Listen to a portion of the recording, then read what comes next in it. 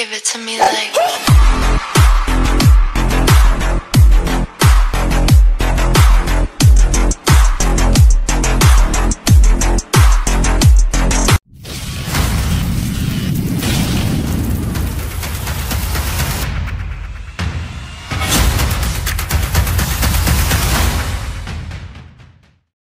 السلام عليكم ورحمة الله تعالى وبركاته. تحياتي لكل الوداديين والوداديات، تحياتي لكل المغاربة.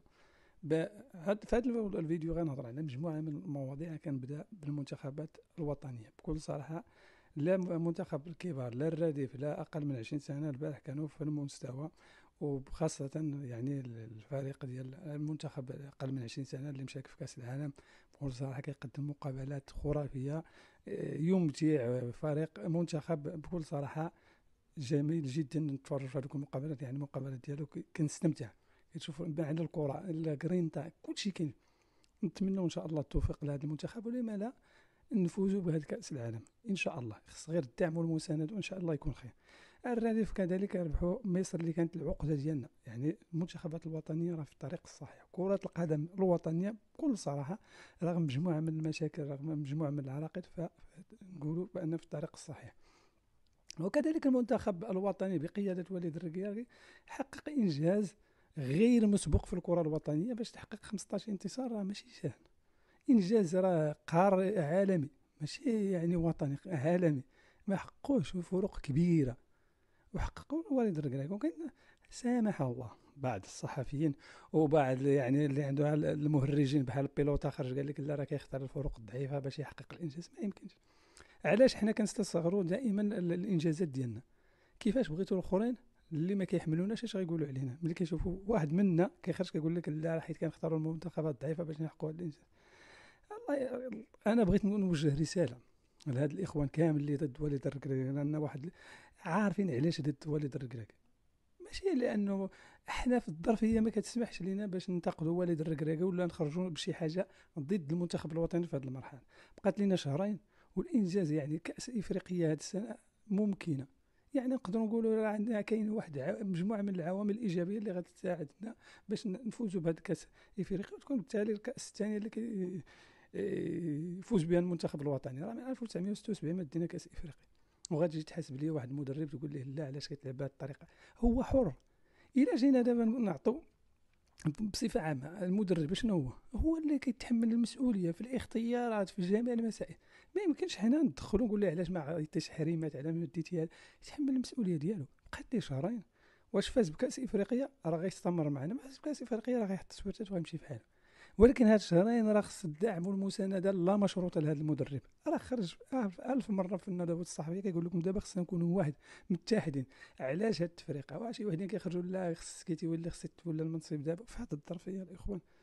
يعني ما بغيتوش الخير لهذا المنتخب. ما خصناش يعني نضيعوا هاد كاس افريقيا اللي غتنظم في بلادنا. الا ما ديناش راه باي باي، يعني نستناو واحد 20 عام عاوتاني. شوفوا راه الانجازات اللي كتحقق لا في المنتخبات لا في الانديه راه بمدربين وطنيين. راه من نهار مشى الزكي راه ما مشيناش باقي الفينال. علاش مشى الزكي؟ راه نتوما عارفين. خصنا نحيدوا من هذا الشيء. انا كنهضر بصفه عامه، لا ودادي لا رجاوي، راه نتوما اللي كتحاربوا المنتخب الوطني. الوداديين والرجاويين كان الزكي خرجوا ليه لا تجروا عليه. علاش؟ حيت ودادي. دابا كيتحارب الركراكي. علاش؟ لانه ودادي. هادشي اللي كاين، ما كاينش شي حاجه اخرى. يقول لك حريمات، هو كيتحمل المسؤوليه. انا ما نقدرش نفرض عليه واحد اللاعب.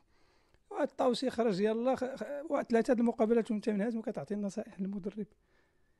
وكون تحشموا شويه. والله العظيم ما فهمتش انا كيفاش غادي نمشيو بالكره المغربيه لقدام بهذا المستوى.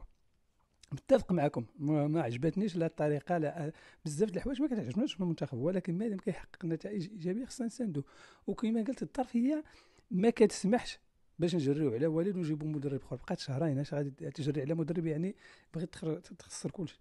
الناس اللي كتخرج دابا وكتنتقد والد عارف الان بانهم الانتماء ديالهم معروف والهدف ديالهم معروف والسلام عليكم. فهذه نقطه ورجع السطر.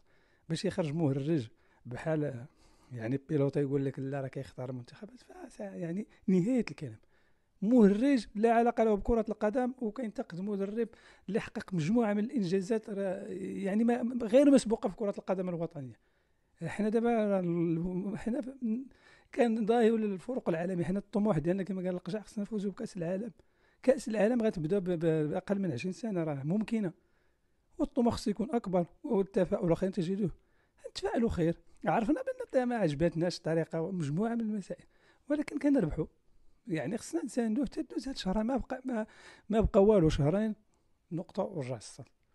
نتمنى من جميع الجماهير الوطنيه تساند المنتخب في هذه الظرفيه، وان شاء الله يكون خير. ونتمنى يعني الله سبحانه وتعالى يوفقنا ونفوزوا بهذا الكاس الافريقي ونفرحوا جميع المغاربه. هادشي اللي كنتمنى.